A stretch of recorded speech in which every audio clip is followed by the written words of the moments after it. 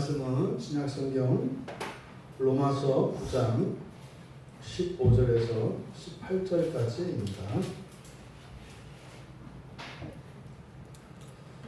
우리 같이 한 목소리로 함께 읽겠습니다.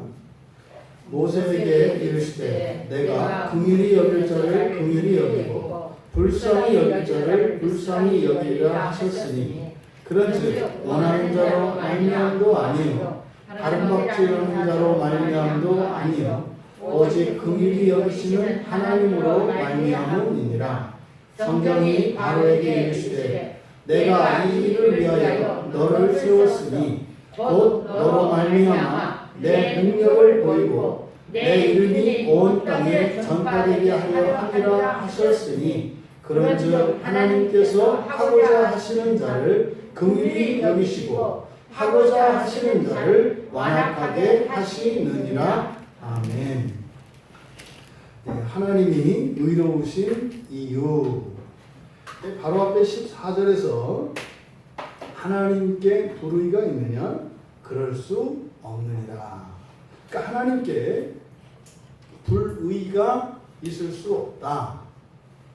그 이유에 대해서 이제 15절에서 18절에 걸쳐 말씀하고 있는 것입니다. 그래서 15절의 시작은 왜냐하면 이렇게 되어 있습니다. 그러니까 하나님에게 불의가 없다. 무슨 말입니까? 완전하시고 의로우신 하나님이신데 비어있는 것이 결함이 결핍이 하나도 없다는 의미입니다. 근데 여러분 지금 바울 사도께서 설명하려고 하는 이 시도가 자연스럽습니까? 그러니까 하나님이 완전한 분이시다. 의로운 분이시다. 이걸 지금 설명하고 있어요. 여러분들이 기억하셔야 돼요. 우리 기독교 신앙 안에서 믿음을 요구합니다만 굉장히 많은 부분에서 또한 성경은 우리를 설득한다는 거예요. 우리가 알아들을 수 있도록 우리들의 언어로 우리들의 수준에 맞추어서 우리를 설득하는 겁니다. 그래서 우리가 일반적으로 하나님께서 나는 전능자이니 무조건 나를 믿고 따라라 이런 방식으로 하지 않는다고요. 오늘 그 병원에서 직장 예배 드리는데 지난주에 이제 어느 한 지체가 그 질문을 했어요. 자기 십자가를 지고 간다는 게 무엇입니까? 이렇게 이제 질문을 했어요. 자기 십자가를 지고 간다. 이게 교회에서 많이 쓰는 말이거든요. 여러분, 자기 십자가를 지고 가십시오. 그래서 이제 그 말씀을 가지고 좀 설교를 했습니다. 근데 그 질문하셨던 그 지체가 이제 그러는 거죠. 정리가 딱 됐다고 얘기를 하더라고요. 그러면서 그 질문을 했던 이유에 대해서 이야기를 하는데 요즘 이제 큰 교회 다니시는데 그 교회의 그 권사님들이 너무 힘들고 어려울 때 그럴 때 그렇게 얘기를 한다는 거예요. 자기 십자가 지고 가는 거야. 이렇게 얘기를 한다는 거예요. 엄청 어려운 가운데 있을 때 죽겠다고 막 힘들어 죽겠다고 도저히 못 버티겠다. 그거 자기 십자가니까 자기 십자가 지고 가야 된다. 뭐 이렇게 이제 얘기를 한다는 거죠. 교회 안에 우리 기독교 안에 참 많은 오해가 있어요. 그러니까 예수를 믿고 정말 예수님이 우리에게 주신 그 구원을 누리는데 선을 딱 그어놓고 이쪽으로 들어오면 구원, 이쪽에서 한치라도 벗어나면 그냥 영원히 떨어져 나가는 이렇게 이제 생각하는 분들이 적지 않아요. 매우 잘못된 겁니다. 여러분, 이 성경에서 이렇게 설득적인 방식으로 사용한다는 것은 이해력에 따라서 그리고 설득되는 정도에 따라서 차이가 있을 수 있다고 하는 것을 우리에게 가르쳐줘요. 예수를 믿는다고 해서 모든 사람이 다 똑같지 않습니다. 예수님 당시에도 예수님을 믿고 따르는 수많은 사람들이 있는데 그 사람들이 어떤 기준에 의해서 예수를 믿는 사람과 믿지 않는 사람으로 나뉘지 않아요. 어떤 사람은 예수님의 이적적인 능력을 믿는 사람이 있고요.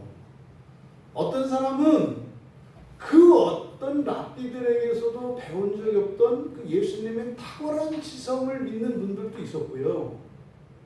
전인격적으로 예수님을 믿고 자신들의 모든 것을 내려놓고 따르는 사도들도 있었다고요. 오늘날 그리스도인도 다 마찬가지입니다, 여러분. 근데 우리가 자꾸 헷갈리는 것은 뭐냐면 자기가 원하는 그리스도인으로서 자기가 원하는 수준은 요만큼인데 누리기는 이 정도 높은 정도에 있는 그리스도인들이 누리는 걸 누리려고 해요. 이게 문제예요. 그러니까 둘 중에 하나를 정하셔야 돼요. 그렇게 하나님의 큰 은혜를 누리고 싶으면 그 수준에 이르기를 원하고 목표로 삼고 그렇게 살아야 돼요. 근데 그게 아니고 다 싫어. 그냥 나는 내가 하고 싶은 대로 하겠어. 그럼 뭐예요? 너무 큰 기대는 하지 마시고 이 다음에 푹 담그셨다가 그 마지막 종말 때 그 부활의 소망 두시고 그냥 형식적인 신앙생활 하면서 사세요. 사는 동안 적당히 사세요. 마음을 확정하시라고요. 마음을. 이두저도 아니면 2중 3중으로 괴로워요. 여러분, 우리가 이렇게 말씀을 받을 때 지금 여기서와 같이 왜 바울 사도가 이렇게 막 하나님은 의로우시다 이거를 얘기할 필요가 있어요? 이게 마치 그 부모가 3살 배기 4살 배기를 앉혀놓고 엄마는 너를 사랑하는 거야. 어떻게 사랑하는지 왜 사랑한다고 내가 얘기하는 줄 알아? 그래서 이거를 막 얘기해. 너 뱃속에 있을 때 어떻게 했고 뭐 어떻게 했고 지금 이런 방식으로 지금 이야기를 하고 있어요. 뭐겠습니까? 우리들의 신앙을 끌어올리려고 하는 겁니다. 이렇게 끌어올리려고 하는 거예요. 왜요? 우리가 이 하나님에 대한 이해, 우리의 이 누수가 변하지 않으면 우리의 신앙의 수준이 올라가질 않아요. 그래서요, 말씀을 열심히 공부하고 설교를 듣고 또 그거를 되씹고 또 기도하고 하나님의 은혜를 구하고 이렇게 할 때 우리가 이 믿음에 대한 도리를 이 성경에 담겨있는 놀라운 이 진리를 조금씩 알아가요. 그러면 우리가요 좀 더 수준 높은 그리스도인이 되어가는 거예요. 중요한 것은 이 일에 있어서 잠시도 중단하면 안 된다는 거예요. 중단하면 안 된다는 거예요. 이거는 여러분 그냥 평생의 원칙으로 딱 그냥 세워놓으셔야 돼요. 무슨 일이 있다고 해서 뭐 핑계대고 이게 아니라 그냥 이 일은 고정. 그냥 여러분들이 어떤 상황에 있든 어떤 처지에 있든 누구와 있든 언제 어디에서든 이거는 그냥 고정. 여러분의 이 등뼈와 같이 여러분 등뼈를 싹 빼버리면 어떻게 돼요? 그냥 주저앉아 버려요. 이 신앙의 길을 그래서 말씀으로 성숙해가는 이것을 여러분의 변함없는 고정된 여러분들의 원칙으로 삼으시기를 바랍니다. 지금 하나님이 불의하다고 할 수 없는 그 이유에 대해서 이제 바울 사도께서 설명을 하시는데 뭐 2가지 이유를 들어서 얘기를 합니다. 이제 15절에서 모세에게 이르시되 내가 긍휼히 여길 자를 긍휼히 여기고 불쌍히 여길 자를 불쌍히 여기리라 하셨으니 지금 이 말씀은 사실 구약성경의 출애굽기 33장 19절의 인용이에요. 그러니까 이 출애굽기 33장 19절에서 모세에게 하신 말씀이거든요. 근데 지금 이 말씀이 의미하는 바 하나님께 불의가 하나님을 불의하다고 말할 수 없는 그 첫 번째 이유로 이 15절에서 하는 말씀은 하나님은 항상 합당하게 행하시기 때문이라는 거예요. 하나님은 항상 합당하게 행하신다. 그러니까 합당하다라고 하는 것은요, 기준이 있는 거예요. 어떤 기준에 따라서, 절대적인 기준에 따라서 절대적으로 행하신다는 거예요. 그래서 하나님께는 불의가 있을 수 없다. 그러니까 하나님이 모세에게 하신 말씀을 바울 사도가 사실은 뭐예요? 이게 이제 구약 성경의 본문을 설교하는 거예요. 해설하는 거라고요. 그때 모세에게 여호와 하나님께서 하셨던 그 말씀의 의미가 무엇인지를 여기서 설명을 하는 거죠. 15절은 뭐 그렇게 된 거예요. 직역하면 왜냐하면 하나님이 모세에게 다음과 같이 말씀하셨기 때문입니다. 근데 여기서 긍휼히 여길 자를 긍휼히, 여기서 긍휼하다, 긍휼히 여기다, 불쌍히 여기다라고 하는 두 개의 동사가 사용되는데, 여기서 긍휼히 여기다라고 하는 이게 바로 엘레오예요. 이미 여러분들이 들었던 단어예요. 이게 뭡니까? 엘레오스라고 하는 자비죠, 자비. 이게 히브리어 헤세드입니다. 헤세드. 그게 동사형이거든요. 그러니까 헤세드의 동사형은 하사드예요. 하사드. 그러니까 여기서 긍휼히 여기다라고 하는 이것은 그냥 불쌍히 여기는 게 아니에요. 그러니까 이게 지금 우리말로 굉장히 오해하게 되어 있다고요. 그래서 이 엘레오라고 하는 이 말의 가장 중요한 개념은 뭐예요? 언약이에요. 언약. 언약을 염두에 두시고 생각을 해야 돼요. 그래서 이 엘레오라고 하는 긍휼히 여긴다라고 번역된 이 말은 우리 국어 사전적인 의미하고는 완전히 달라요. 자꾸 이상하게 가는 거예요. 그러니까 어때요?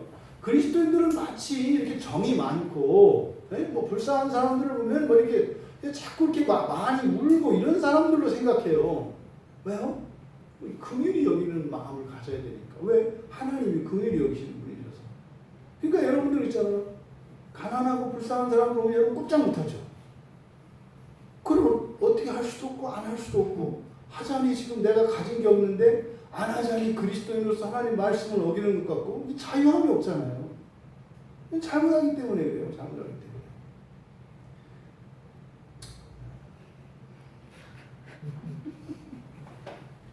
말을 삼가는 중입니다.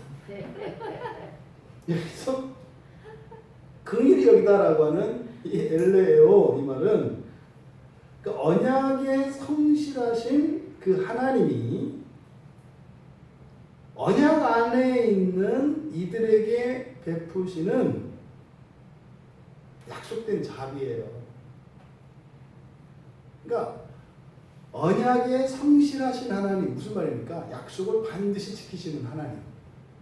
약속을 반드시 완벽하게 지키시는 그 하나님이 약속의 당사자, 언약 안에 있는 자들이죠. 그들에게 그 약속이 성취되도록 하시는데, 그 약속을 성취시키는 방식이 어떤 방식이에요? 불쌍히 여기는 방식으로 성취시킨다고요. 이게 무슨 말입니까? 여러분이 누구와 약속을 하면 그 약속이 유지되려면 어떻게 해야 돼요? 상호 성실의 원칙에 따라서 약속이 유지가 돼요. 그죠? 두 당사자가 약속을 했으면 두 당사자가 그 약속에 성실할 때 약속이 유지가 된다고요. 근데 여기서 긍휼히 여긴다는 말은 그러니까 이런 거예요. 하나님께서 우리를 하나님의 자녀로 선택하셨어요. 그래서 우리들을 이제 하나님의 자녀로 만들어 가시려고 여호와의 사자, 하나님의 사자들을 끊임없이 보내세요. 포기하지 않으시고 말이죠. 근데 그때 하나님의 자녀된 사람들이 하나님의 그 호의, 그 은혜를 받아들이고 순종하고 적극적으로 그것을 활용하면서 가느냐? 안 가요. 안 간다고요. 그럼 그걸 갖다가 칼로 확 베버리고 네가 약속을 깼다 이렇게 하시는 게 아니라 그런 우리를 어떻게 해요? 불쌍히 여기신다고요. 그래서 어떻게 해요? 그렇게 고집불통이고 그렇게 고집스럽고 그렇게 그냥 반대로 가는 이 철저한 반골 정신이 들어있는 우리를 어떻게 해서든지 그 약속을 지키는 자로 만들어 가시는 하나님의 놀라운 방식이 바로 이 엘레예요. 이게 긍휼이 여긴다는 뜻이에요. 그러니까 뭐예요? 천하의 망나니도 하나님이 택하시면 천사들이 무릎 꿇을 만한 자로 바꾸신다고요. 근데 그렇게 되기까지 어떻게 여기신다? 그들을 불쌍히 여기신다. 그러니까 불쌍히 여기셔서 그들에게 없는 것을 있게 하시고 회복시켜 가신다는 거예요. 이게 긍휼히 여기신다는 말이에요. 지금 여러분이 설명을 들으셨잖아요. 이게 우리가 생각하는 긍휼히 여긴다는 말하고 뭐 비슷하기나 해요. 완전히 다르잖아요. 완전히 다르죠. 그러니까 이 긍휼히 여기신다는 것은 뭐예요?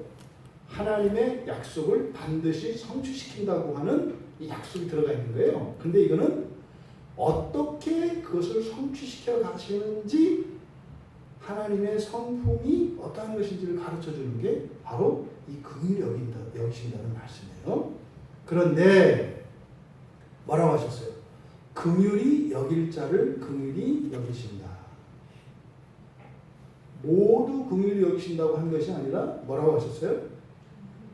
긍휼히 여기실 자를 긍휼히 여기신다. 그럼 바꿔봅시다. 만약에 하나님께 긍휼히 여기심을 받는 사람은요, 종말론적으로 걱정할 게 있어요, 없어요? 없는 거예요. 하나님이 긍휼히 여기시는 사람은 걱정할 게 없는 거예요. 그럼 어떻게 되겠어요? 우리가 해야 될 일은 뭐예요? 하나님께 긍휼히 여김을 받는 거예요. 또 긍휼히 여김을 받으라 했더니 또 이제 손 한번 뽑으려고 하는 거예요. 긍휼히 여겨 주시옵소서. 무섭다니까 그렇게 하면. 긍휼히 여길 게 아니라 나를 좀 긍휼히 여겨줘라. 그게 아니라 우리가 하나님으로부터 긍휼히 여기심을 받는 원인은 뭡니까? 그리스도 예수예요. 우리가 이렇게 능력이 없고 불순종하고 이게 그 우리의 비참이, 죄로 인한 우리의 비참이 우리를 긍휼히 여기시는 이유가 아니에요, 여러분. 그게 착각하면 안 돼요. 우리의 죄는 자랑이 아니라니까요. 우리에게 뭐가 없는 게 자랑이 아니에요. 하나님, 나 돈 떨어졌으니 나를 불쌍히 여겨 주시옵소서. 불쌍히는 여겨요. 근데 그 긍휼은 아니라고요. 그게 뒤에 나오는 불쌍이에요. 그거는 불쌍히 여기는 거예요. 근데 여기서 말하는 긍휼은 언약과 관계되어 있다. 근데 여러분 아시죠? 우리가 어떻게 구원에 이르렀는가? 그리스도께서 십자가에서 죽으셨어요. 그러니까요, 우리만 보면 예수님 생각나요. 그래서 하나님께서 우리를 긍휼히 여기시는 원인은 그리스도께 있어요. 그리스도를 긍휼히 여기시는 그 긍휼하심이 우리를 긍휼히 여기게 하는 거예요. 그게 뭐예요? 예수 때문에 뭐 그런 거죠. 여러분들이 아주 절친한 친구가 있었어요. 예를 들어서 아주 절친했고 여러분이 큰 신세를 진 어떤 친구가 있었어요. 근데 그 친구가 그 친구에게 뭐 아들, 딸 이렇게 두 자식이 있었는데 그 친구 부부가 그냥 가다가 교통사고가 나가지고 그 애들 둘 남겨놓고 그 부부가 죽어버렸어요. 그때 그 친구가 이 아이들을 보고 긍휼히 여겨요. 그럼 무슨 말입니까? 부모 노릇하고 그 친구 부부가 있었더라면 베풀었을 사랑과 친절과 호의, 교육과 양육을 다 시킨다 이 말이죠. 이게 긍휼히 여기는 거예요. 근데 얘들이 고아이기 때문에 한 게 아니에요. 누구 때문에 한 거예요? 이 아이들의 부모 때문에 한 거죠. 이걸 잊어버리지 마세요. 우리를 향하신 하나님의 긍휼은 예수 그리스도로 말미암은 거예요. 이게 굉장히 중요한 구원의 원리입니다. 그리스도로 말미암아 그리스도가 원인이 되어서 우리를 긍휼히 여기신다는 거. 이게 지금 그래서 어떻게 해요? 우리가 긍휼히 여김을 받아야 돼요. 그럼 어떻게 해야 됩니까? 어떻게 해야 우리가 하나님으로부터 긍휼히 여김을 받습니까? 그리스도 안에 있어야 돼요. 그리스도 안에 있는 게 하나님으로부터 긍휼히 여김을 받을 수 있는 유일한 조건이에요. 절대로 우리의 처지가 딱하다 그래서 긍휼히 여기시는 게 아니에요. 또 반대로 우리에게 부족한 게 없다 그래서 긍휼히 여기지 않으시는 게 아니에요. 꼭 돈 없고 백 없고 힘 없고 가진 거 없고 아무것도 없어야 긍휼히 여김 받는 게 아니라니까요. 여러분들이 이 세상의 모든 권력과 부와 명예와 인기를 다 가져도 긍휼히 여기심을 받아요. 왜요? 그리스도 때문에. 이걸 잊지 마세요. 그러니까 그리스도인들이 자꾸 이렇게 성공하고 이렇게 세상에서 뛰어나게 되는 것들에 대해서 이렇게 조금 주저하고 반대적인 어떤 생각을 가지려고 하는 거. 그러니까요. 그리스도인은 뭐 잘 되면 안 되고 부자가 되면 안 되고 뭐 이런 생각을 한다고요. 그 생각 자체가 잘못된 거죠. 왜요? 그 긍휼의 원인이 우리의 형편이나 우리의 어떠함에 있다고 생각하기 때문이죠. 아니라니까요. 여러분들이 이 세상에서 아무리 행복하고 영광스럽고 부러움을 받는 인생을 살아도 여러분 보면 그냥 예수 그리스도가 생각이 나서 여러분은 그냥 긍휼히 여기시는 거예요. 네?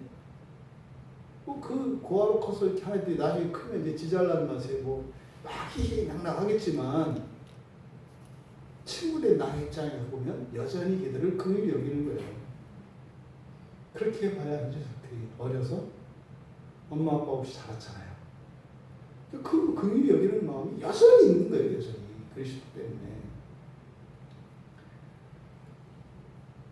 이어서 불쌍히 여길 자를 그러니까 어떻게 우리가 긍휼히 여김을 받아야 된다? 그리스도 안에 있어야 된다. 그럼 그리스도 안에 있다는 건 뭐예요? 예수를 여러분들의 주로 영접하시는 거예요. 그럼 예수를 주님으로 영접하는 거, 이거 보통 우리 예수 믿는다 이렇게 얘기를 하거든요. 믿는다는 것보다는 예수님을 여러분의 주님으로 인정하는 거예요. 그거의 가장 대표적인 게 뭐예요? 여러분들이 그럼 예수님을 주님으로 영접했는지 안 했는지 어떻게 알아요? 말로 우리 주님이요, 주님, 저를 주님의 종으로 삼아 주시옵소서. 예수 그리스도는 나의 주이십니다. 그러고서는 또 저주하고 배신하고 떠나려고. 그런 방식으로는 아니잖아요. 그럼 우리가 어떤 행실로 또 주님을 영접하는 것도 아니에요. 왜요?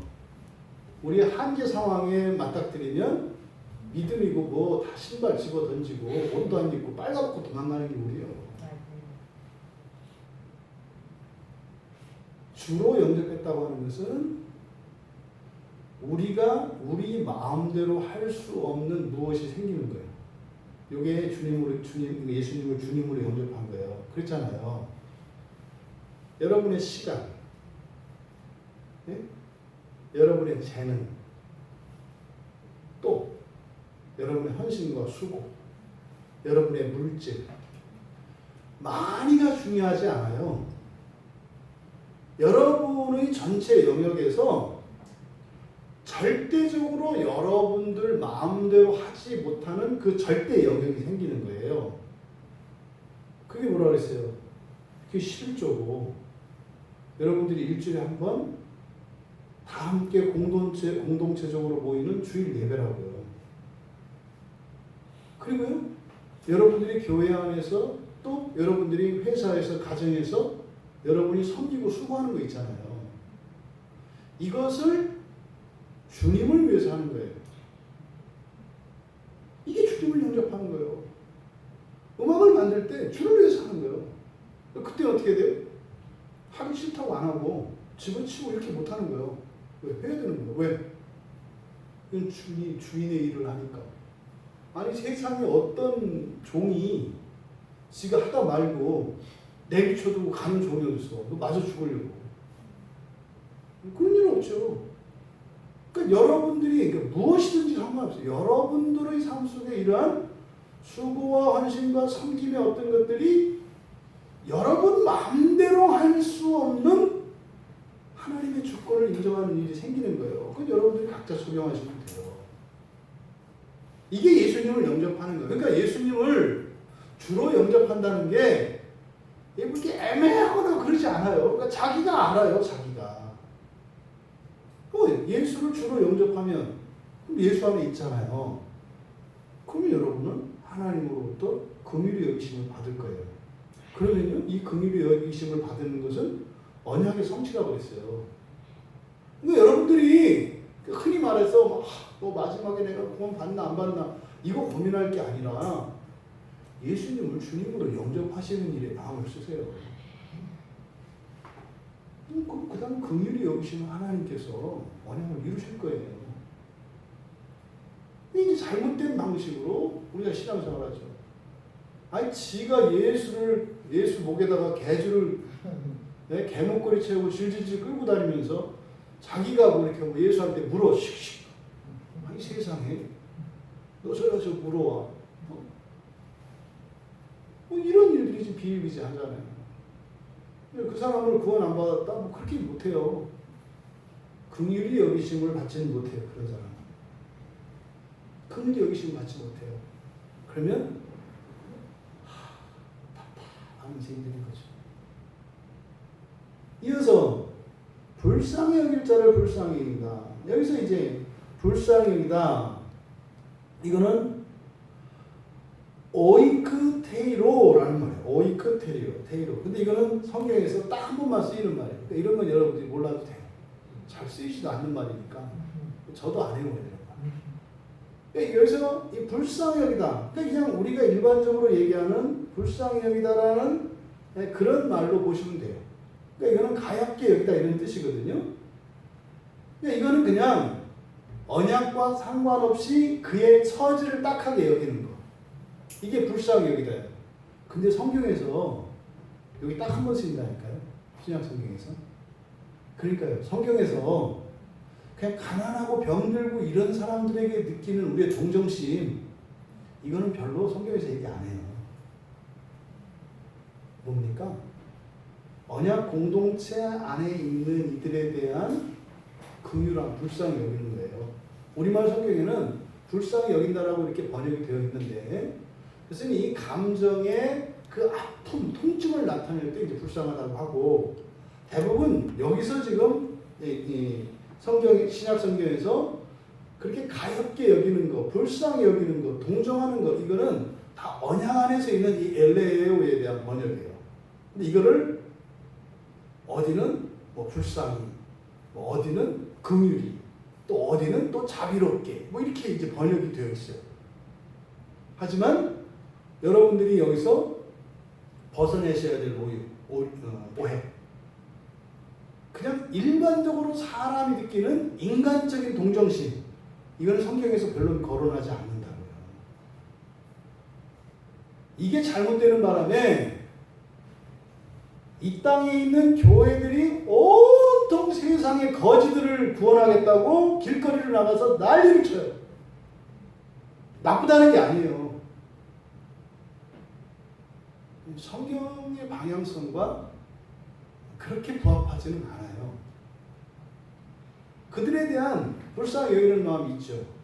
근데요, 조건이 있다니까요.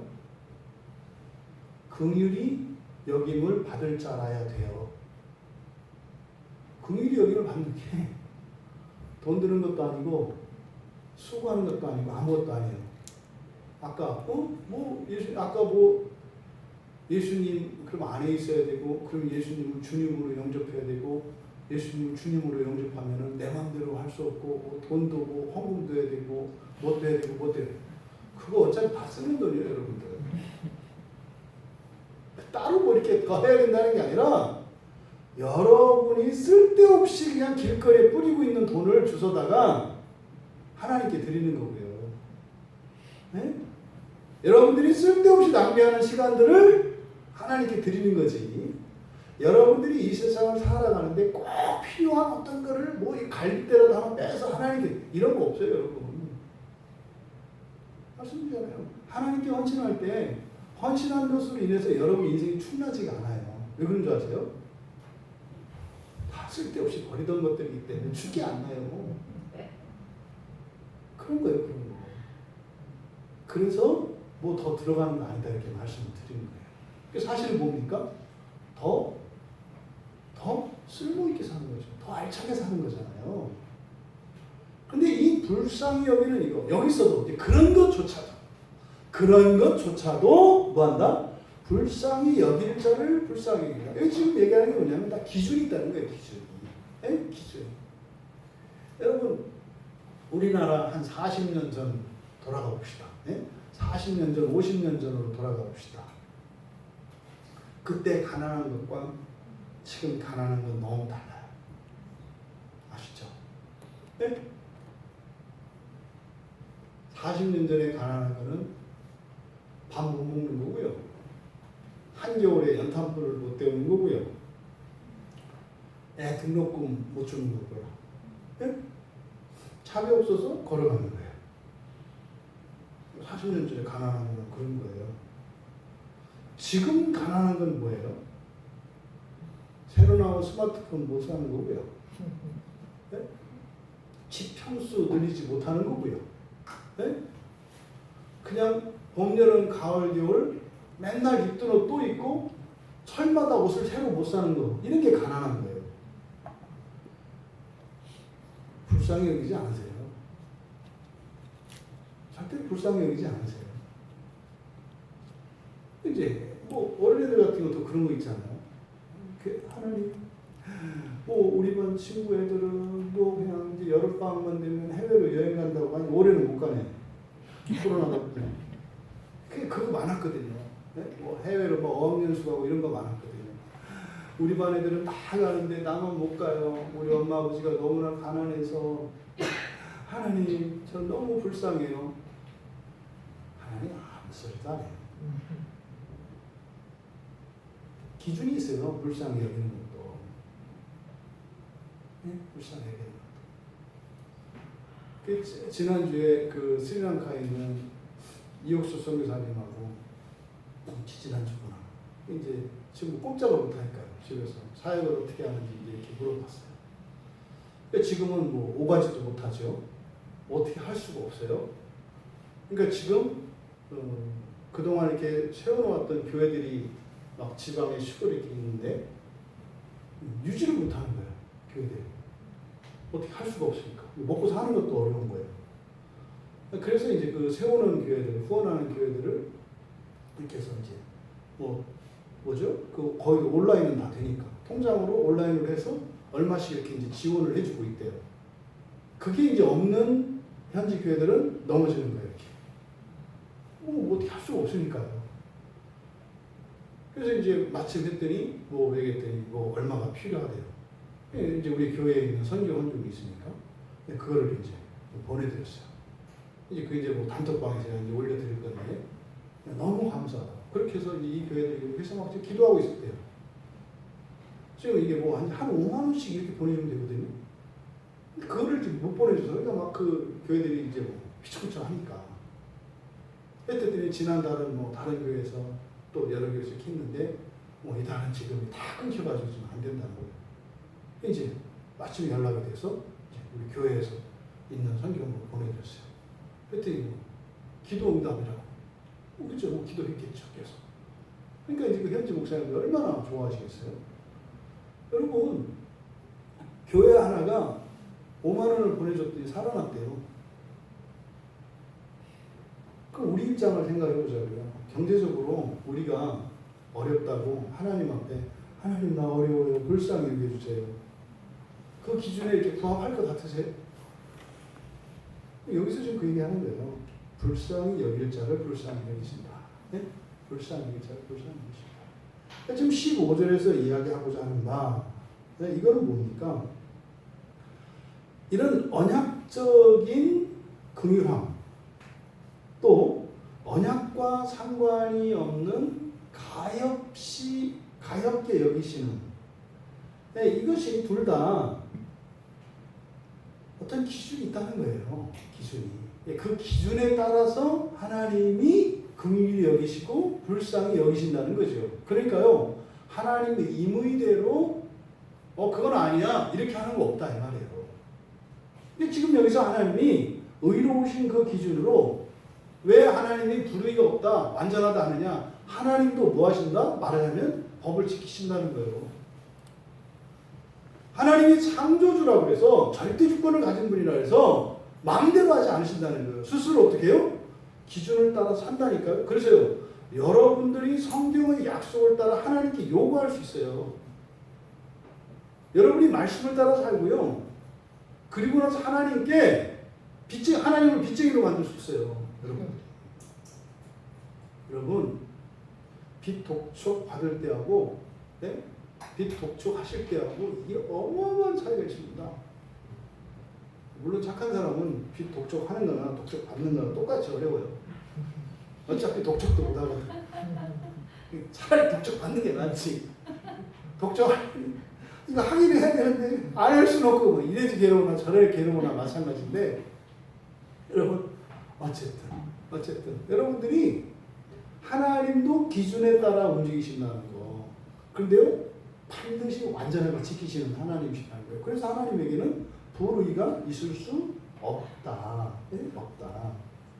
그러니까 여러분 여기서 이렇게 하나님의 이 긍휼히 여기시고 또 이런 기준에 따라 움직이시고 여기를 이 본문을 잘못 오해하면, 칼빈도 그렇게 이 본문을 주의했어요. 칼빈은 이 본문을 하나님의 절대 주권으로 연결시켰더라고요. 그러면 안 돼요.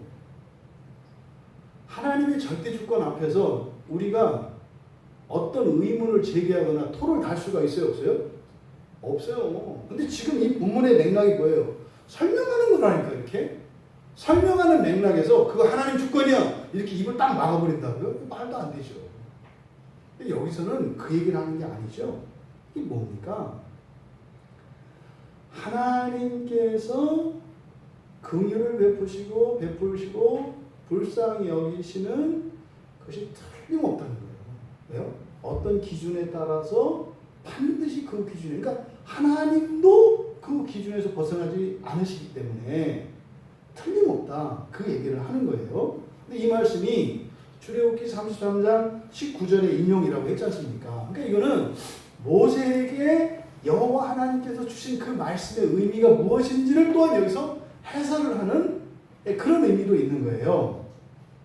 출애굽기 33장 19절에 그렇게 되어 있다. 나는 은혜를 베풀 자에게 은혜를 베풀고 긍휼히 여길 자에게 긍휼을 베푸느니라. 이게 이제 출애굽기 33장 19절 하반절의 말씀이거든요. 근데 이 말씀을 주신 배경을 우리가 조금 알아야 되는데, 출애굽기 33장 바로 앞에 출애굽기 32장은 구약의 백성들이 가장 심각하게 하나님께 범죄한 사건 중에 하나예요. 그게 뭐냐면 황금 송아지를 만든 사건이에요. 무슨 말이냐면 하나님의 말씀을 율법을 받으러 모세가 올라갔는데 그동안 기다리는 동안 땅에서 우상을 만들어 버려요. 그래서 모세가 하나님 말씀을 받아갖고 내려왔더니 밑에서는 그 황금 송아지가 자기들의 여호와 하나님이라고 난리를 떨고 있는 거예요. 이때 그들에게 징계가 내리죠. 그래서 레위 사람들을 통해서 3,000명 정도를 죽입니다.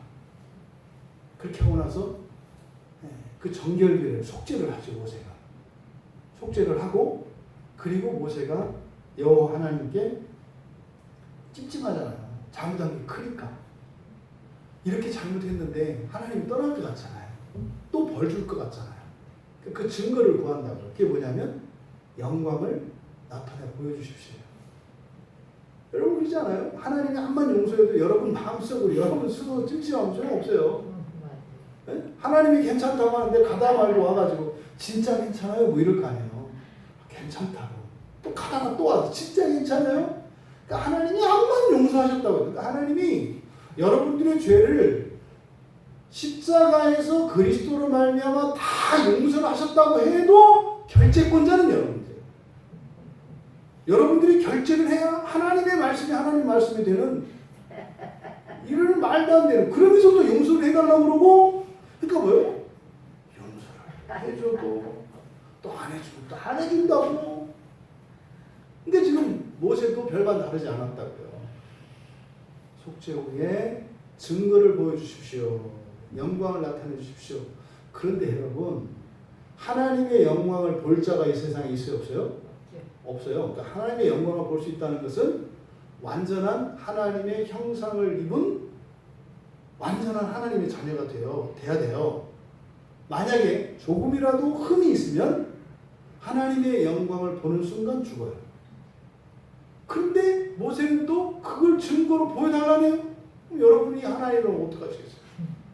그럼 그 기도를 들어서 이렇게 보여주는 순간 하고 죽을 테고 또 안 들어주면 또 뭐 이렇게 뭐 하나님이 뭐 속죄를 해주시고 용서를 했지만 뭐 다 믿을 수가 없네요. 또 이럴 테고. 그래서 하나님이 하시는 방법이 뭐예요?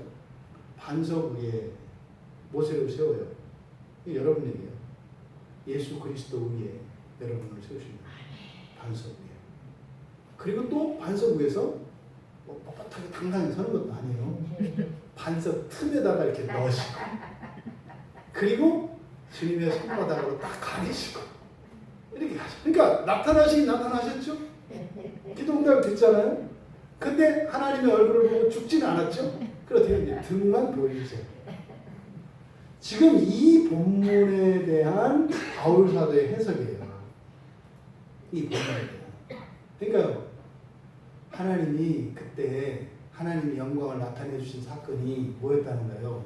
모세를 긍휼히 여기신 거라는 거죠. 긍휼히. 네가 내 이름을 부르면 내가 너를 만나겠다. 나는 너와 함께 하겠다. 그래서 함께 하시는 거예요. 근데 또 함께 하시는 방식이 직접 대면하면 안 된다. 그러니까 모세를 하나님이 긍휼히 여겨주셨다. 이거는 출애굽기에서부터 그 모세 오경에 펼쳐지는 이야기를 보면 긍휼이 뭔지를 알아요. 모세가 사람들에게 이렇게 신적인 인물이 되기까지 아주 고약한 사람이었다고요. 근데 그 사람을 하나님이 완성시키시잖아요. 그 과정에 하나님의 언약적 자비가 나타나죠. 근데 지금 바울 사도는 바로 모세의 사건을 통해서 지금 이것을 가르쳐 주시는 거예요. 그런데 문제는 출애굽기 33장 19절의 말씀이 은혜 베풀 자에게 은혜 베풀고 긍휼히 여길 자에게 긍휼을 베풀이라 이렇게 되어 있어요. 근데 이때 이 은혜는 하나님이거든요. 하나. 지금 여기에 사용된 긍휼은 뭐라고 그랬어요? 헤세드라고 그랬잖아요. 자비. 그러니까 달라요. 근데 이것과 비슷한, 다시 말해서 출애굽기 33장 19절과 같은 비슷한 내용인데 다른 맥락이 있어요. 그게 어디냐면 시편 18편이에요. 시편 18편은 다윗이 원수들에게 쫓기고 그렇게 배반당하고 엄청난 고난 속에서 마침내 왕이 되고 승리를 합니다. 그리고 지은 시가 시편 18편이에요. 그러니까 간단히 정리하면 뭐예요? 다윗이 기름 부음을 받았어요. 왕으로. 그 뒤로 다윗에게 좋은 일이 안 일어났어요. 싸워서 이기는데 그것 때문에 생명의 위협을 받아요. 그것 때문에. 죽으라고 전쟁터 나와가지고 목숨 걸고 싸워서 이기고 돌아오면 뒤에서 암살자를 보내가지고 죽이려고 해요, 왕이. 이게 다윗의 인생이었어요. 그러니까 여러분 같으면 어떻게 하겠어요? 아니, 기름 부음을 받은 게 좋은 게 아니에요. 여러분 그런 거죠. 여러분들이 하나님이 특별히 여러분에게 은혜를 주셨어요. 네? 그래서 여러분들에게 막 이런저런 힘도 생기고 말이죠. 그래서 막 사람들을 도와줘요. 근데 그것 때문에 여러분들이 누명을 쓰는 거예요. 어떻게 하시겠어요? 아이씨, 이거 괜히 왔네. 뭐 이런 거 아니겠어요? 아니 좋아하고 착한 일하고 도와주고 했는데 이거는 한두 번도 아니고 할 때마다 오해하고 뭐 미움받고 막 이러는 거예요. 어떻게 했냐고요. 길을 빼가지고 다 집어 던지고 싶지 않겠어요. 다윗의 마음이 그랬다고요. 그런데 다 지나고 나서 승리를 맛본 다윗이 그때 찬양을 해요. 그게 시편 18편이에요. 시편 18편에 특별히 25절에서 27절까지 보면 시편 18편 25절부터 27절까지 제가 읽어드릴게요. 자비로운 자에게는 주의 자비로우심을 나타내시며 이게 핫사드예요. 이게 바로 그 헤세드의 동사형이에요. 그러니까 요 문장이 지금 15절에 있는 문장인 것 같아요. 근데 이게 또 뒤에 나오는 사건도 모세에 관한 이야기이기 때문에 지금 바울이 염두에 두고 있는 것은 두 개의 사건이에요. 모세에게 하나님의 영광이 나타날 때 그 사건, 또 하나 다 인생을 살고 승리를 경험하고 난 뒤에 다시 말해서 뭡니까? 자기의 인생의 역정이 이게 하나님이 구원하시는 과정이었구나. 내가 억울하게 누명을 쓰고 배신당하고 막 모욕당하고 했던 게 이 인생이 꼬여서 그런 게 아니라 그 과정이 나에게 필요했고 그 과정을 통해서 내가 온전하게 된 것이구나를 깨달은 다윗 사건을 동시에 지금 얘기하고 있는 거예요. 바울은. 그게 이제 바로 시편 18편이에요. 그리고 27절에 주께서는 곤고한 백성은 구원하시고 이 곤고한 백성이 불쌍한 사람이에요. 그러니까 시편 18편 25절에서 27절까지의 내용, 그러니까 사실은 전체 다윗에 대한 이야기와 모세에 대한 그 인생 역정을 지금 바울이 그 예로 들어서 하나님이 의로우시다는 얘기를 하는 거예요. 하나님. 그러면 이 시편의 다윗의 승리, 그것을 통해서 다윗은 뭘 느꼈다는 거예요? 하나님은 정말 언약적으로 언약을 지키시는 분이시고, 내가 이 그러한 점 중에도 하나님은 한 번도 그 약속을 잊으신 적이 없고 계속해서 구원을 이루신 거였구나. 이걸 깨달았다는 거예요. 또 모세가 하나님이 용서를 해주시고 그들을 구원하시는 중에도 모세의 마음속에 하나님에 대한 의심이 있었고 불안한 마음이 있었단 말이에요. 그런데도 그것을 뭐라고 하시는 것이 아니라 하나님이 그 약속을 지키시고 구원을 이루셨다라고 바울은 지금 설명을 하는 거예요. 여러분에게 적용을 해보세요. 여러분이 모세와 같고 여러분이 다윗과 같다면 이게 뭐예요? 여러분들이 해야 될 일을 하는 거고 잘못한 거 없어요. 그런데 끊임없는 시련과 역경이 여러분의 인생에 파도처럼 밀려와요. 네? 도저히 용납할 수도 없을 만큼 감당할 수도 없는 그런 시련과 어려움이 여러분에게 와요. 그때 우리는 하나님을 의롭다고 할 수 있을까요? 안 되는 거예요. 안 되는 거예요. 저 자신부터가 20대 때는 제가 그제 그 얘기 많이 하잖아요. 저 20대를 하나님과 저의 관계를 딱 규정하는 거는 신발 던지던 인생이에요. 신발. 하나님한테 맨날 신발 던졌어요. 저는 이렇게. 그 신발 던졌으니까 어떻게 했겠어요? 가서 주워서 신어야 돼요. 그리고 가다가 하나님 생각 또 집어 던져요. 그리고 또 가서 또 주워서 다 신어야 돼요. 어떤 때는 저기 벼랑 밑으로 떨어져가지고 그거 신발 주워오느라고 또 그냥 뭐 죽을 고비를 넘기고, 어떤 때는 잠을 딱 던졌더니 그냥 독수리가 탁 낚아채가지고 산 꼭대기로 올려놔가지고 그것도 신발 주스러 갖고 또 신발 주스러 가면서 투덜대고. 절대로 하나님은 의롭지 않았어요, 저는. 근데 지금은요,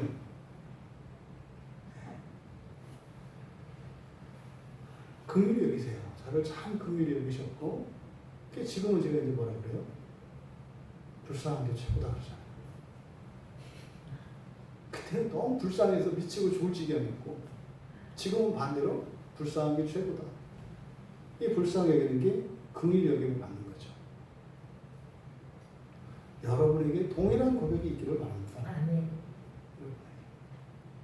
또 다른 일들이 반복될 수 있어요. 요동하지 않습니다. 요동하지 않습니다. 왜? 이게 뭔지 아니까. 아니까. 바울이 그러잖아요. 현재의 고난은 장차 나타날 영광에 비하면 예. 아니까. 그러면 이제부터 이제 골치 썩는 존재가 생겨요. 근데 이게 마귀는 거지. 이걸 흔들 수가 없네. 그럼 그 다음부터 이제 시험이 바뀌어요. 뭐를? 온갖 부귀 영화로 이제 여러분들의 눈이 뒤집어지게 만들어요. 돈 주고 권력 주고 막 이렇게 해서 미치게 만들어요. 이렇게. 그렇게 가는 거죠. 이렇게.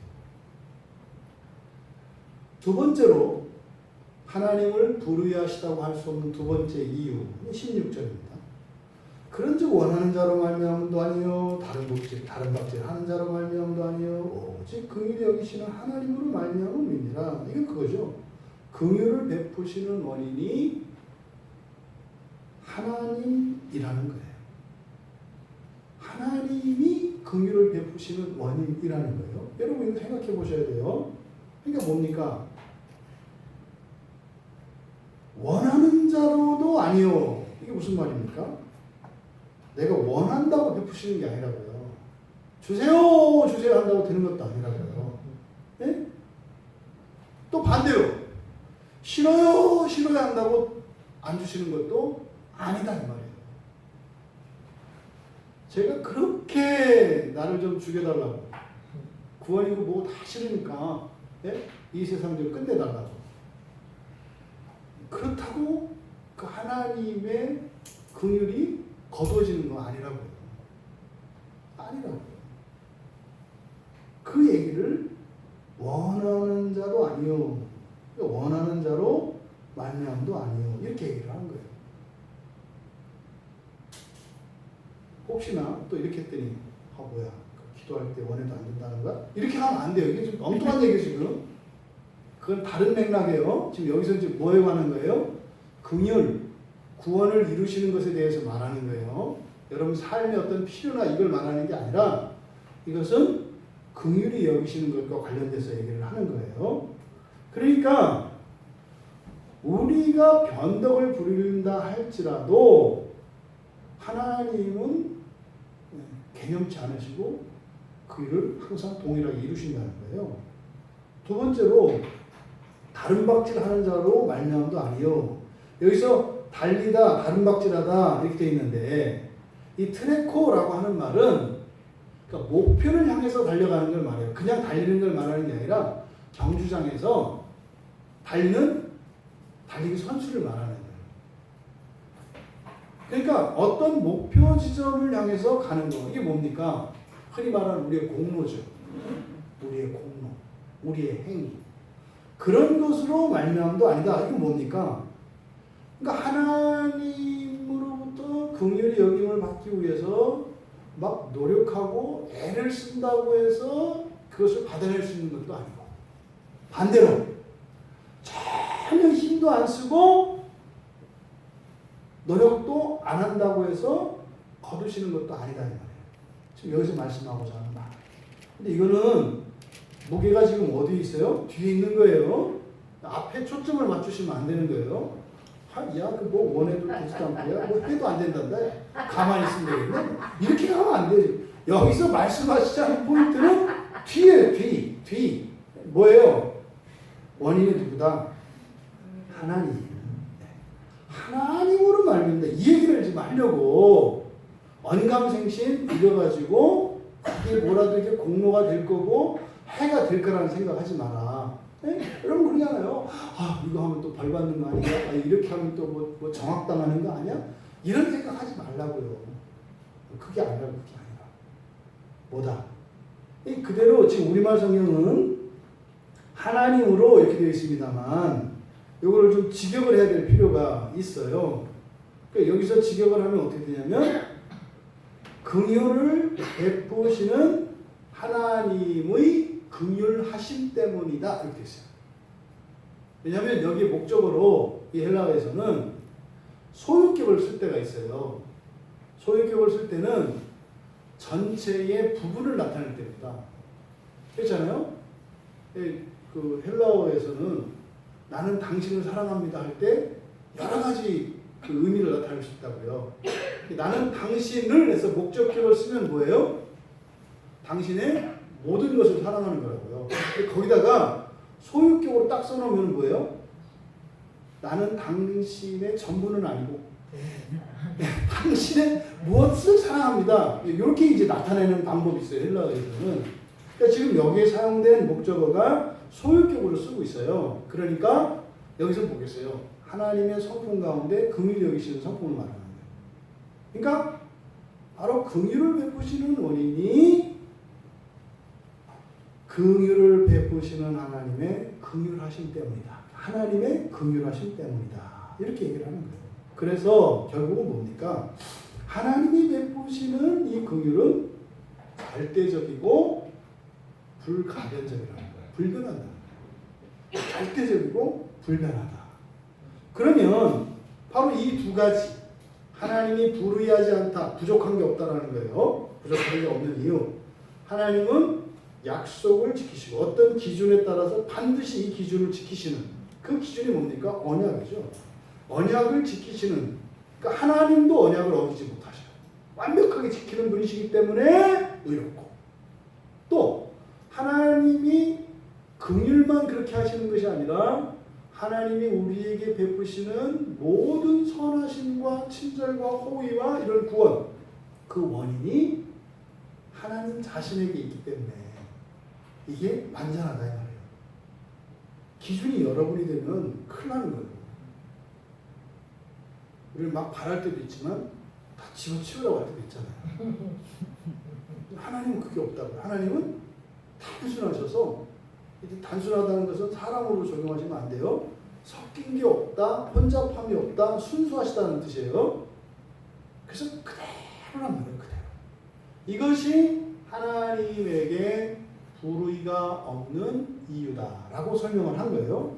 그리고 나서 17절과 18절은 바로 구약의 사례를 증거로 세우는 거예요. 그랬던 증거. 그 증거. 그러니까 하나님의 성품에 대한 이유를 설명을 하고 또 그것에 대한 증거까지. 여러분 지금 바울의 이 마음이 느껴지세요? 여러분 하나님 믿을만해요. 이 얘기하는 거예요. 하나님 진짜 믿을만 하거든요. 여러분 하나님 진짜 믿을만해요. 네? 하나님이 자기가 약속한 거는요 반드시 지키고요. 하나님의 약속은 완전하게 이루어지거든요. 또 두 번째, 근데 그 약속을 지키는 이유가 우리가 뭐 이렇게 하고 저렇게 하고 나서 뭐 달라지고 환경이 바뀌고 상황이 바뀐다 그래서 이렇게 됐다 안 됐다 그러는 게 아니라 이거는요 하나님 자신이 원인이시기 때문에 하나님은요 완전하시고 불변하시는 분이거든요. 그래서 이건 반드시 이루어져요. 이렇게 얘기하는 거예요. 설명됐지 않아요? 근데 우리는 또 간증이 필요하거든요. 누가 그렇게 된 사람이 있어요? 이게 이제 간증이 필요하다고. 그래서 이제 여기 17절과 18절에서는 간증을 하는 거죠. 역사적인 증거. 이게 이제 뭡니까? 바로에 대한 얘기래요. 여러분 여기서 놀라운 얘기가 담겨 있습니다. 그럼 이제 구약의 증거를 얘기하는데 17절도 그래서 바로 앞에 15절 16절에서 이야기한 하나님이 불의하지 않으신 그러니까 불의하다고 할 수 없는 두 가지 이유를 얘기를 했고 그거에 대한 역사적인 증거를 17절 18절에서 말하는 거니까 그러니까 17절도 왜냐하면 이렇게 시작이 되겠죠. 17절 앞에도 가르라고 하는 접속사가 있어요. 왜냐하면 구약의 증거입니다. 왜 이 두 가지를 하나님이 불의하지 않으신 증거라고 하냐면 말이지 실제로 그런 일이 있었어. 간증이에요. 이게 뭐냐면 이거야. 근데 여기 보면 여러분들이 이런 게 좀 눈에 들어오셔야 돼요. 성경이 바로에게 이르시되 되게 낯선 표현입니다. 사실 누가 말씀하신 거예요? 하나님이 말씀하신 거잖아요. 하나님이. 근데 하나님이라고 하지 않고 뭐라 그랬어요? 성경이 의도가 있는 거죠. 왜 그랬겠어요? 지금 여기서 논의되고 있는 이 모든 논의의 밑에 흐르고 있는 게 약속 언약이거든요. 근데 언약이 어떻게 우리에게 주어져요? 성경을 통해서 주어지거든요. 그러니까요, 성경과 하나님을 동일시하는 거죠. 성경에 있는 말씀은 하나님 말씀이에요, 여러분. 성경이 바로에게 말씀했다. 그러니까 이렇게 성경을 의인화해서 표현한 것은 바로 하나님의 말씀을 나타내는 거죠. 그러니까 성경은 곧 뭐다? 하나님 말씀이다. 성경에 기록된 건 하나님의 말씀이다. 거슬러 올라가면 어떻게 돼요? 성경에 있는 모든 약속은 반드시 성취가 됩니다. 근데 그 약속은 여러분이 잡으셔야 돼요. 아멘. 조심하셔야 돼요. 그리스도인들이 착각하고 있어요. 성경에 있는 모든 내용이 다 자기에게 주어진 약속이라고 생각을 해요. 아니에요. 여러분 각자가 이 성경을 들고 하나님 앞에 서시는 거예요. 그래서 여기에 있는 약속들 가운데 여러분들이 그걸 뽑아서 하나님하고 약속을 맺는 거예요. 그냥 여러분이 예수 믿으면 이 안에 있는 모든 성경이 동시에 성취된다? 아니요. 그렇지 않아요. 그 성경에 기록된 이 말씀, 하나님 여러분에게 주신 거예요. 너 나하고 계약 맺을래? 그럼 여러분들이 조금 빼고 넣고 할 수 있다니까요. 여기 없는 것 말고 여기 있는 것 중에서 여러분이 취할 거 취하고 취하기 싫은 거 취하지 않을 수 있다고요. 그래서 달라요, 여러분. 종말론적으로는 성취가 되죠. 종말론적으로. 근데 여러분의 삶 속에 똑같이 성취되지 않아요. 믿지 마세요. 그 여러분들이 이 성경을 통해서 그 약속을 여러분이 잡으셔야 돼요. 그런 일이 어떻게 일어나요? 여기 설교를 듣다가 성경을 읽다가 바꿔치는 말씀 있잖아요. 믿어줘. 될 것 같아. 그거 붙잡으시는 거예요. 그 약속으로. 붙잡으시는 그런 거예요. 여러분 잊어먹으니까 나에게 주신 약속의 말씀. 그래서 이런 거는 여러분들이 메모를 해서 따로 기록을 해놔야 돼요. 왜요? 새가 말씀을 물어가듯이 약속을 잊어버리게 만들어요. 하나님 여러분한테 약속을 해주셨어. 약속을 했어요. 근데 여러분이 잊어버리고 엉뚱한 데로 가. 이 길을 쭉 가면 되거든요. 근데 약속을 까먹었으니까 딴 데로 간다고. 그러니까 뭐예요? 그 집에 열어봤더니 막 약속은 수두룩하게 많은데 그냥 떼고양이를 누르고 이러고 맨날 약속만 받으러 다녀. 여러분 약속을 받으시고 잘 기억하시고 누리시기 바랍니다. 아멘. 누리시기 바랍니다. 그러니까 여기서 지금 성경을 하나님과 동일시하게 한 것, 그러니까 바로 성경에 있는 약속을 여러분들이 잡으셔야 되는 거예요. 반드시 돼요. 그러면 여기서 말하는 성경은 지금 이 간증이죠. 역사적 증거. 이건 이제 출애굽 사건을 지금 예로 들고 있는 거거든요. 그러니까 애굽에서 노예로 살고 있던 이스라엘 백성들을 구원하셨잖아요. 그때 여러분 구약 사건 중에서 여러분들이 이제 궁금하고 이렇게 경험을 이제 잘 이해되지 않는 부분이 바로의 마음을 강팍하게 하셨다, 완악하게 하셨다는 말씀이에요. 그리고 치시잖아요, 하나님이. 이 바로로 하여금 보내고 싶지 않게 만드시고, 그리고 막 제한을 하잖아요. 반대로 생각하면요, 얼마나 고약한 분이에요. 그냥 만약에 이스라엘 백성들을 모세와 아론이 여호와 하나님께서 나의 백성을 보내라 하셨습니다. 그래서 하나님이 모세의 마음을 삶과 같이 부드럽게 만들으셔서 그래? 여호와께서 그럼 데리고 가. 그동안 수고했어? 이렇게 보내면 그 애굽에 재앙이 하나도 없어요. 근데요, 무시무시한 10가지 재앙이 있었거든요. 근데 그때마다 하나님이 뭐라고 하셨냐면 바로의 마음을 강팍하게 했대요. 근데 사실은 뭐예요? 바로가 속마음으로는 보내고 싶었어요. 겁나서. 근데요, 이상하게 보내기 싫은 거예요. 그래서 가라고 했다가 가지마! 뭐 이렇게 했단 말이죠. 이게 잘 이해되지 않는 구약의 사건이에요. 근데 이제 여러분들은 어쨌든 난 이스라엘이니까 거기서 당신들 맞아서 상관없어. 나는 이스라엘이니까 홍해 건너서 뭐 구원받았으면 됐지 뭐. 그 뭐 죽든 말든 이방인이니까. 여러분들이 이방인이요. 여러분들이 이스라엘이 아니라 여러분들이 바로요. 착각하시면 안 돼요. 여러분들이 어디다가 발을 뻗으려고 그래요. 이 지금 바울이 이 사건을 가지고 그 궁금증을 풀어주는 거예요. 여기서 뭐라고 그랬어요? 내가 이 일을 위하여 너를 세웠으니. 야, 이게 여러분들이 이제 별로 감흥이 없잖아요. 아, 그렇지. 이 세상의 왕은 하나님이 세우시는 거야. 그게 아니고 여기서 세웠다라고 하는 이 말이 에게이로 아시죠? 에게이로가 뭐예요? 죽은 자를 일으키는 거죠. 죽은 자를 일으키다. 이게 에게이로예요. 에게이로. 들어 올리다. 에게이로. 그런데 앞에다가 X라는 말을 붙었어요. 몸으로 붙어요. X 에게이로. 여기 세우다라는 말이에요. 근데 이 X 에게로라고 하는 말은 바울 사도가 특별히 구별해서 쓰는 단어예요. 이게 성경에 딱 두 번 쓰입니다. 여기하고 고린도전서 6장 14절에 이 단어가 사용되는데 고린도전서 6장 14절은 이렇게 돼 있어요. 하나님이 주를 다시 살리셨고, 이때 살리셨고는 에게이로예요. 그러니까 예수님이 죽었다가 살아나셨잖아요. 그때는 에게이로라고 했어요. 또한 그의 권능으로 우리를 다시 살리시리라 할 때 여기는 엑스 에게이로 이렇게 됐어요. 여기서 우리가 누굴까요? 고린도 교회를 향해서 주는 거기 때문에 이방인 그리스도인들, 이방인들에 대한 얘기예요.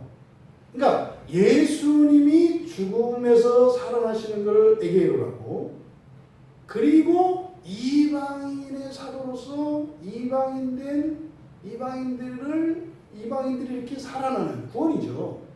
이걸 구별해서 바울 사도가 써요. 엑스 에게이로라고. 근데 이 단어를 누구한테 썼어요? 바로한테 썼다고요. 바로한테. 바로가 구원을 받았다, 안 받았다? 받았다고 얘기하는 거예요.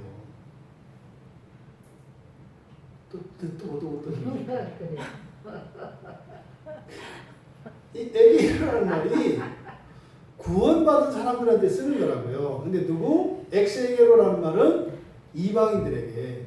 근데 이 얘기는 바울이 처음 한 얘기가 아니라 이사야 선지자를 통해서 이미 애굽의 구원, 그리고 모압과 이방에 대한 구원이 이미 이사야서에서 예언되어 있어요. 바울이 처음 하는 얘기가 아니에요. 근데요, 유대인의 혈통주의적인 생각을 가지고서는 이해가 안 돼요. 아브라함의 자손이 아니면 구원받을 수가 없다고, 유대인들은. 그러니까 선지자들이 끊임없이 이방의 구원에 대해서 구약 성경에 선지자에 많이 나와요. 근데 그를 못 알아듣는다고요. 바울이 바로 이거요. 그럼 또 뭐 이거 가지고 또 이제 막 그 구원 갖고 또 덤비는 사람도 있을 거예요. 또 바로를 구원받았다. 어디 구원받았다는 말이 있냐? 여기 있다니까요. 엑스에게로라고 하는 말은 죽은 가운데에서 살리시는. 죽은 자가 살아나는 것은 부활의 시작입니다. 구원을 말해요. 구원을. 그래서 바로를 세웠다. 이것은 이 말씀을 통해서 보십시오. 아브라함의 자손인 이스라엘을 하나님이 선택하셨죠. 그들을 구원하셨죠. 근데 이들이 어디로 갔어요? 애굽으로 갔죠. 노예로 살았죠. 그 목적이 뭐였다는 거예요? 바로의 구원이었다는 거예요. 바로의 구원. 그러면 또 이스라엘이 또 우리가 뭐 이렇게 한 거예요? 니들은 죄 값을 받은 거고, 죄를 지어서 죄 값을 받았는데, 근데 하나님이 다른 데도 아니고 애굽으로 보내신 것은 뭐다? 바로도 하나님이 긍휼히 여기시는 자였다는 거예요. 그래서 10가지 재앙이라고 하는 것은 사실상 이스라엘 자손들이 고쳐지지 않는 것 때문에 그렇게 했는데, 그래서 구약 성경만 보면 바로는 피해자인 것처럼 보여요.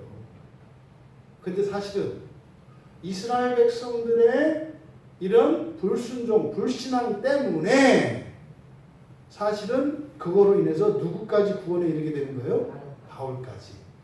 이게 이방인의 구원의 원리예요. 유대인들의 범죄로 말미암아 이방인들이 구원의 수에 들어오죠. 오늘날로 적용을 해볼까요? 교회가 못된 짓을 많이 했어요, 그동안. 교인들과 교회가 죄를 많이 졌다고요. 네? 그래서 이 땅에 전염병이 창궐하게 됐어요. 교회 책임이에요.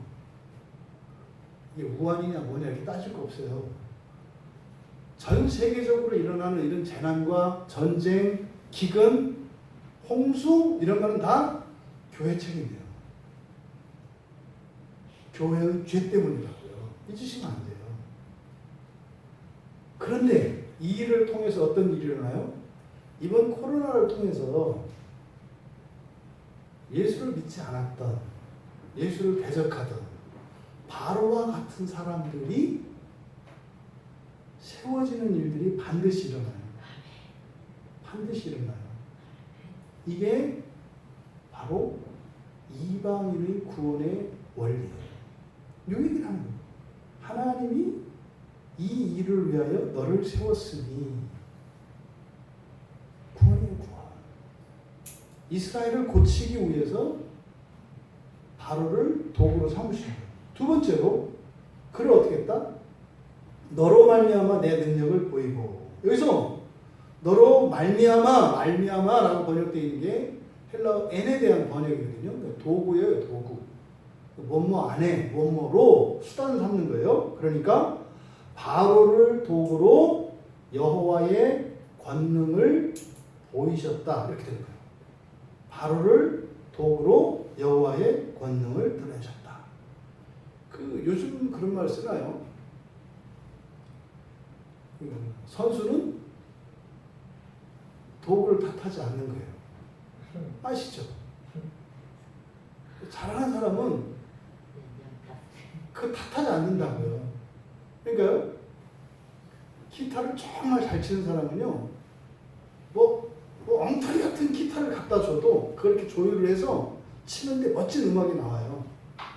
근데 칠 줄 모르는 사람은 세계에서 최고 좋은 기타를 갖다 줘도 그냥 꽹가리 소리가 나요. 그 얘기를 하는 거예요. 그러니까 하나님의 권능이 나타나는 것은요, 그럴만한 자를 그렇게 사용하시는 것보다 절대로 그런 자격이 없는 자를 그렇게 하실 때 더 하나님의 권능이 나타나죠. 바로 이 얘기를 하는 거예요. 그러니까 바로를 도구로 여호와의 권능을 여기서 보이다라고 하는 게 증명이 목적이에요. 보여, 증명하다라는 단어거든요. 그러니까 바로를 도구로 여호와의 권능을 드러내신다. 이 얘기는 지금 바울 사도가 이렇게 얘기하는 거예요. 애굽에 있던 이스라엘 자손들을 구원하신 게 큰 일은 맞죠. 그렇잖아요. 네? 홍해를 가르고 구원하기 대단한 일이잖아요. 근데 그들을 노예로 삼고 주인 행세하고 하나님의 백성들을 박해하던 바로를 구원하시는 일은 더 놀라운 일 아니에요? 원수를 구원하신 거 아니에요? 여러분도 마음에 안 들어 하시는 것 같아요. 마음에 안 들어요. 원수는 그냥 단단히 버르장머리를 고쳐내서 원수를 왜 구해? 이게 우리들의 한계예요. 그러니까 바로를 통해서 하나님의 권능을, 능력을 나타내셨다는 것은 아주 고생 직사하게 해가지고 이 조직의 쓴맛을 보여줬다 이 얘기가 아니라 이스라엘을 구원하신 놀라운 하나님의 권능, 그것보다도 도저히 구원받아서는 안 되고 멸망시켜야 될 것 같은 바로를 구원하심으로 하나님의 진정한 권능이 무엇인지를 보여주신 것이다 라고 아멘. 바울 사도가 설명을 한 거예요. 여러분, 이거는 절망에서 소망을 만들어내시는 하나님. 그러니까 여러분들이 자꾸 아브라함 자손편에 서 있으니까 바로를 구원하시는 게 마음에 안 드는 거예요. 여러분들이 위치를 제대로 잡으셔야 돼요. 여러분들은 그 바로 쪽에 있는 거예요, 원래. 그러니까 원래 어떻게 해요? 진노에서 싹 쓸어버려야 되는 게 죄인이라니까요. 그 바로와 같았던 우리를 구원의 도구로 삼으셔서 우리를 구원하신, 이해가 잘 됐기를 바랍니다. 그런데 여러분, 이것을 살짝 뒤집으면 그리스도가 되는 거예요. 사람 편에서는 절대로 소망이 없는 자죠, 바로는. 왜요? 하나님 백성들을 괴롭힌 자들이니까. 진멸당해야 될 때는 원래. 그때 그를 구원하셨잖아요. 여기서 하나님의 놀라운 권능이 나타나요. 그러면 반대로 하나님 편에서는 우리를 어떤 방식으로 구원하셨어요? 하나님의 전능하심으로 우리를 구원하시지 않았죠. 그리스도께서 우리를 어떤 방식으로 구원하셨어요? 무기력함으로 구원하셨어요. 욕하면 욕먹고, 네? 제자들이 배반하면 배반당하고, 또 뻔히 알 것, 예수님을 팔 것을 알면서도 네, 시켜주고 먹여주시고 이런 방식으로. 그리고요, 그렇게 온갖 모욕과 무시, 경멸, 심지어는 십자가에서 달려 죽어가시는 예수님 향해서 네가 저 한 번 와서 내려와봐, 내가 그럼 너 믿을게. 예수님에게는 내려올 수 있는 권능이 있어요. 근데요, 자신의 권리를 행사하지 않으시고 권능도 행사하지 않으시고 완전한 무기력함의 방식으로 우리를 구원하셔요.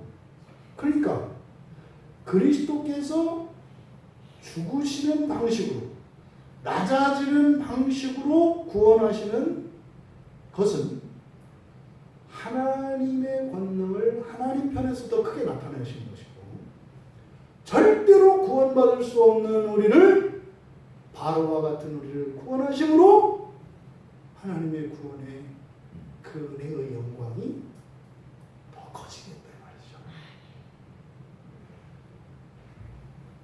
이 말씀을 받기가 굉장히 어려워요.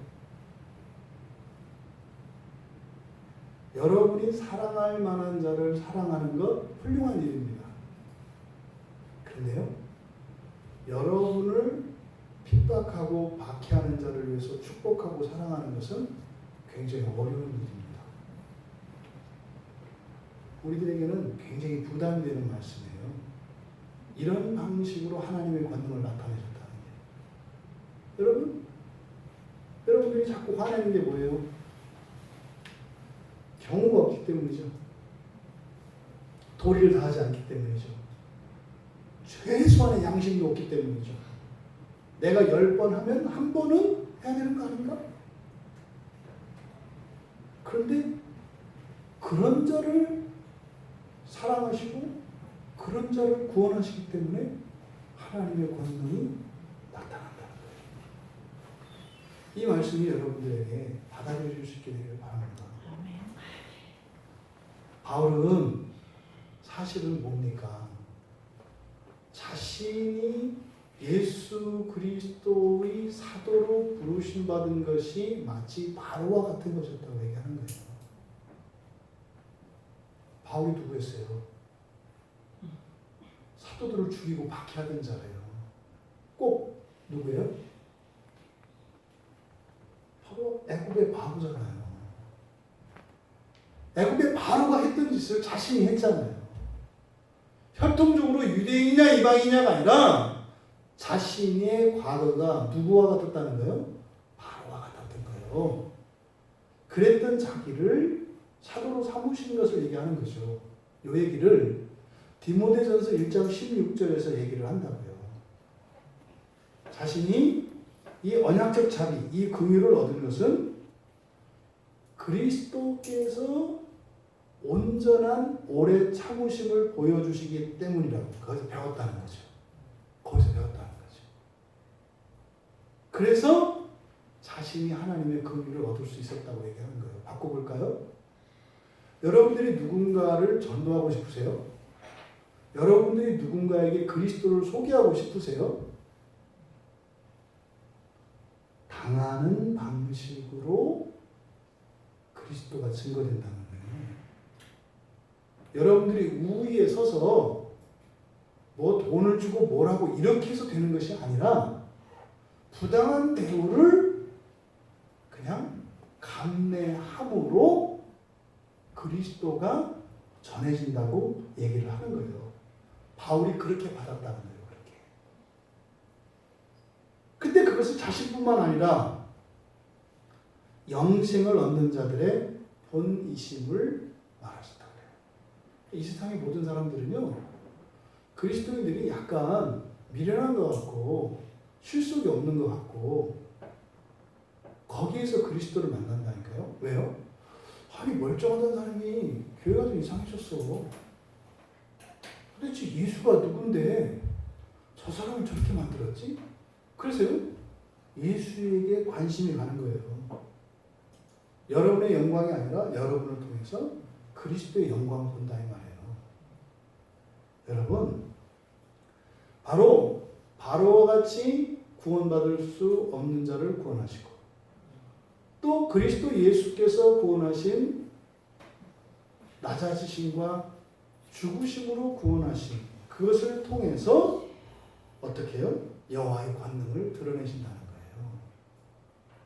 완전한 절망 가운데 소망을 만드시니까요. 세 번째로 온 땅에 내 이름이 전파되게 하려 함이라. 그러니까 여호와의 이름이죠. 여기서 전파되다 해서 이 말은 하나님 나라를 전파하는 거. 이게 누가복음 9장 60절에서 그런 거예요. 장례가 났어요. 이제 가족에. 그래서 예수님을 따라가려고 하는데 집에 장례가 났어요. 예수님, 저 가서 장례 치르고 올게요. 그때 예수님이 그러세요. 죽은 자들로 자기의 죽은 자를 장사하게 하고 너는 하나님의 나라를 전파하라. 이때 전파하라가 여기에 사용된 말이에요. 그래서 원래 전파하다, 이 안겔로라는 말인데 여기 디아라는 말하고 합쳤어요. 디아 안겔로. 그래서 이거는 하나님 나라를 전파할 때 쓰는 말이에요. 그러니까 바로로 하여금 여호와의 이름이 어떻게 해요? 온 땅에 전파되게 하려 함이라. 바로조차도 어떻게 했다? 완전하게 구원을 얻었다. 왜요? 그를 긍휼히 여기셨기 때문에. 그럼 긍휼히 여기신 것은 언약을 지키신 것인데 바로 같은 자도 하나님이 구원하셨다. 그러면 너는 바로보다 낫지 않느냐? 요 얘기를 하는 거예요. 그런즉 18절에서 하나님께서 하고자 하시는 자를 긍휼히 여기시고 하고자 하시는 자를 완악하게 하시느니라. 반전이에요. 완악하게 한다. 바로의 말이에요. 바로. 그죠? 바로를 그때 완악하게 하셔가지고 10가지 막 재앙이 쏟아진다고요. 그것도 뭐예요? 바로를 벌주고 심판하시려고 했던 게 아니라 뭘 하시기 위한 거였다? 구원하시기 위한 것이었다. 구원하시기 위한 것이었다. 긍휼히 여기신 것도, 긍휼히 여기신 건 누구예요? 이스라엘이죠. 이스라엘을 긍휼히 여기신 거나 바로를 완악하게 하신 거나 똑같이 뭐 하시는 일이었다? 언약을 이루시는, 구원을 이루시는 일이었다라고 말씀합니다. 하나님이 의로우신 이유는 원수된 자를 구원하신다 말이에요. 절대로 공존할 수 없는 원수를 똑같이 사랑하시고 똑같이 구원하신다는 거예요. 왜요? 이게 하나님의 언약이기 때문에. 그래서 하나님에게는 원수마저도 구원하시는 하나님에게는 불의한 것이 있을 수 없다. 여러분, 이 말씀이 여러분들에게는 어떤 위로가 되고 어떤 도전이 되십니까? 우리가 때로는 하나님 앞에 순종하고 웬만큼 살 때도 있어요. 근데 때로는 하나님 원망하고 정말 하나님 믿고 이럴 때도 있어요. 근데 그때 잊지 말라는 거예요.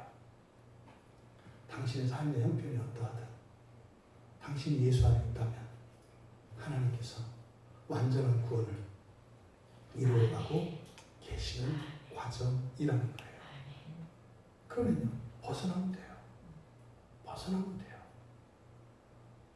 여러분을 구원하시는 하나님이 여러분의 인생을 괴롭게 하고 싶으시겠어요? 괴롭게 해서라도 구원하시려고 하는 거잖아요. 그럼 여러분이 구원의 길을 갖고자 한다면 여러분들은 하나님의 긍휼하심을 받으며 오히려 복을 누리며 사랑을 받으며 영광스럽게, 그래서 결국 여러분들은 하나님 나라를 전파하며 살아가시게 될 것입니다. 바울 사도의 이 말씀이 여러분들에게 여러분들의 삶에 지금까지 살아왔던 여러분의 인생을 재해석하고 바르게 이해하는데, 또 여러분들이 앞으로 살아갈 미래에 대한 여러 가지 염려와 두려움들, 그것에 대한 두려움을 없애고 염려를 없애는 그 일에 유익한 말씀이 되셨기를 주님의 이름으로 축원합니다. 말씀을 생각하며 우리 잠시 기도합시다. 하나님은 불의하지 않으십니다. 작은 빈 것도 없어요. 완전한 구원으로 우리를 인도하세요. 어떤 점, 어떤 사람이나 단 언약 안에 있는 사람, 예수 안에 있는 사람, 여러분들이 예수를 여러분의 주님으로 영접하길 원하고, 또 성경에 있는 약속의 말씀들을 여러분들이 붙잡아서 그 말씀을 붙들고 살아간다면 하나도 이루어지지 않는 것이 없다. 이 말씀을 따라 은혜를 구합니다.